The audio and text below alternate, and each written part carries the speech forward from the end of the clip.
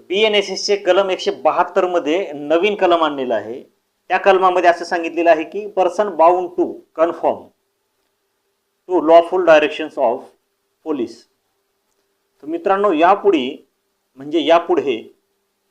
पोलिसांनी जर एखादे लॉफुल डायरेक्शन्स कायदेशीर जर तुम्हाला निर्देश दिले, आदेश दिले, तर तुम्हाला ते पाळणे बंधनकारक आहे किंवा त्याप्रमाणे अनुरूप वागणे आपल्याला हे बंधनकारक आहे। यापूर्वी हे कलम नव्हतं। BNSS 2023 मध्ये कलम 172 हे नवीन आणलेले आहे। त्याप्रमाणे मित्रांनो, जर अशा वेळेस पोलिसांनी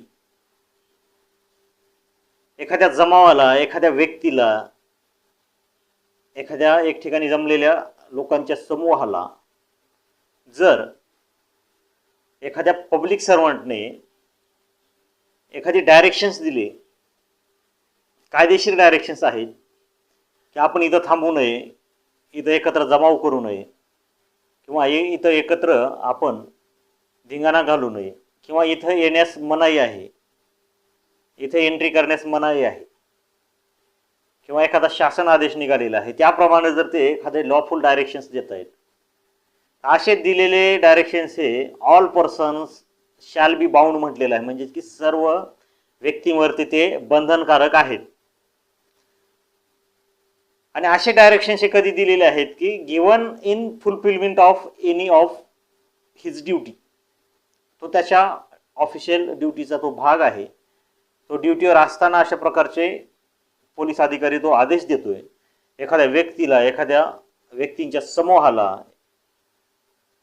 तर मित्रांनो, अशा प्रकारचे डायरेक्शन्स दिलेले जे की लॉफुल डायरेक्शन्स आहेत, अशा प्रकारचे एखाद्या पोलीस अधिकाऱ्याने दिलेले लॉफुल डायरेक्शन्स, कायदेशीर दिशानिर्देश, आदेश जर कोणी भंग करत असेल, नाकारत असेल, किंवा दुर्लक्ष करत असेल अशा गोष्टीकडे, किंवा विरोध करत असेल, किंवा त्याला ते दिलेले आदेश पटत नसतील, तर अशा वेळेस मी शब्द वापरलेला आहे, म्हणजेच की पोलीस तुम्हाला ताब्यातही घेऊ शकतात। त्यावेळेस कुठल्याच तुमच्या विरुद्ध FIRची आवश्यकता नाही, किंवा कोणाच्याही परवानगीची किंवा कुठल्याही कोर्टाच्या वॉरंटची आवश्यकता नाही। तर तुम्हाला त्यावेळेस पोलीस ताब्यात घेऊ शकतात, किंवा सांगितलेलं, किंवा तुम्हाला तिथून रिमूव्ह करू शकतात, तिथून तुम्हाला ते फोर्सफुली देखील काढू शकतात, तुमच्या विरुद्ध बळाचा वापर करून तुम्हाला तिथून हाकलून लावलं जाऊ शकतं।